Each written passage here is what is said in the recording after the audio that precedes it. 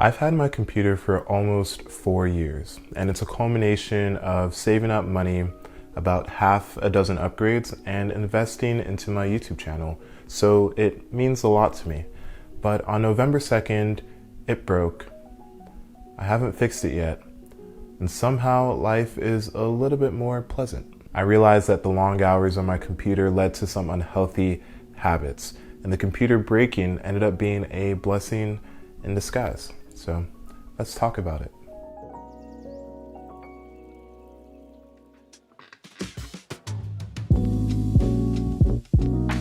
Back in October, a friend gifted me a Ryzen 5 3600. Shout out Turbo, I really appreciate it. It's faster than my 1700 in games and comparable in basically everything else. I installed the processor and tried to turn my computer back on, but crickets. Nothing happened. At first I was like, well, this kind of sucks, but that quickly turned into, yay, now I have an excuse to actually upgrade my machine.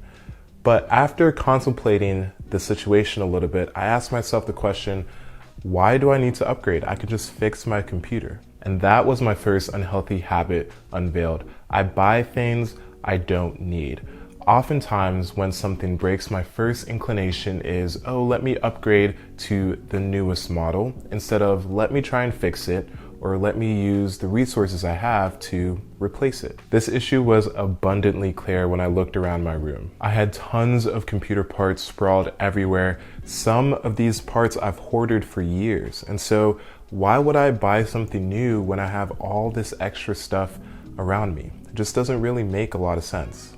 So I could talk about this more, but I would rather lead you guys to a class that could talk about it better than I ever could. And it's on Skillshare, which is the sponsor of this video. I'm sure you guys already know Skillshare, but it's an online learning community for people who want to learn things. And that can range from creative topics to technical information to practical everyday tips. As a member, you get access to these high quality lessons for an affordable price of just around $10 a month. Not using my gaming PC has taught me a lot about myself and what's essential to me. And there's a class that goes in great detail about this. It's called Simple Productivity, How to Accomplish More with Less by Greg McKeown, who is also the author of the book Essentialism. I actually read part of the book Essentialism last summer, and it gave me a lot of great insights on prioritizing things in my life and finding balance. When I saw that Greg had a class on this, I just had to share it. So if any of this sounds interesting to you, then you should totally join. The first 1,000 people to click the link in my description will get a free trial of Skillshare Premium. So check it out, watch the class, and let me know what you guys think. All right, so after coming to this conclusion that I have way too many things, I took some steps to improve my situation.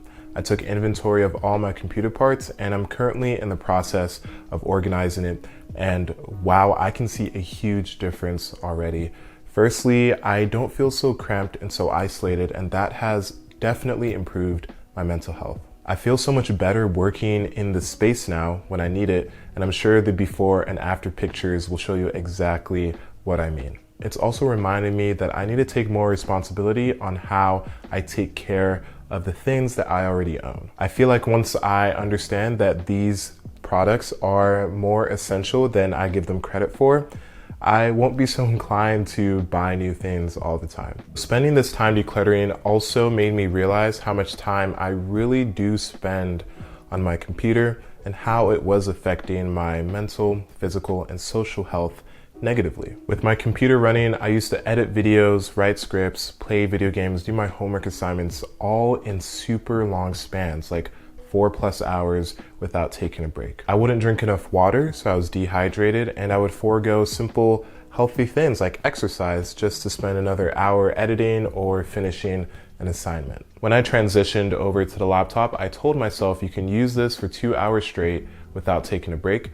After 2 hours, you have to get up and do something. And now I won't lie, it felt foreign and weird and uncomfortable at first because I'm so used to playing video games on my break, aka more computer time, but this has forced me to step out of my comfort zones and find healthier habits that I actually enjoy that I wasn't aware of. So now I go on runs, I make meals, I catch up with friends, maybe hang out with family, just things to kind of get me off my butt.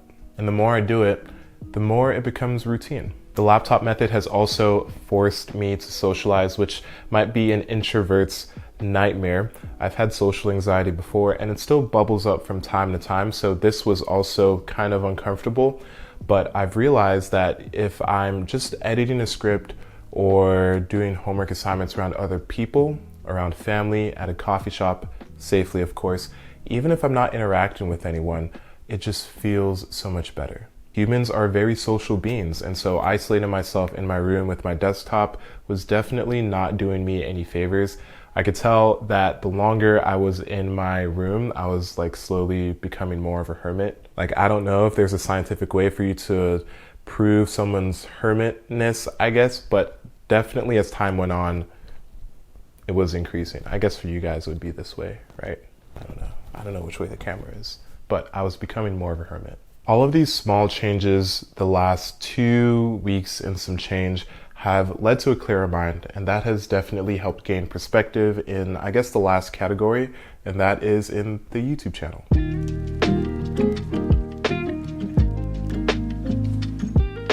When I cleared my inventory, I found one of my first CPUs ever, the Celeron G550, and I don't know, I just felt a wave of feelings because it reminded me of why I built my computer in the first place and why I made my YouTube channel. Seriously, it was to help people save money when building computers in a fun, inspiring, informative way that's consumable for everyone. And as a computer reviewer, tech, YouTuber, whatever you want to call it, you can get very jaded sometimes because you get computer hardware almost every week. But since my computer has been broken, I have been able to talk to people in my community, ask them about what they think about computers, get new perspectives, see what people really need, and also just fall deeper in love with hardware like I kind of did when I first started.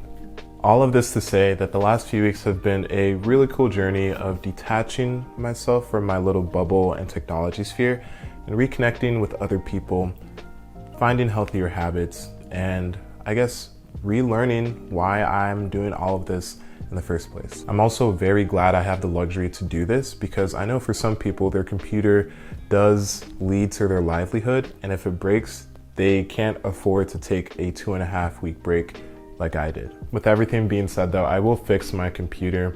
It's just the power supply that's the issue, so I'll replace that and it will be fine. I also understand that you might be feeling that itch to upgrade too. Literally every single hardware company is dropping bombs.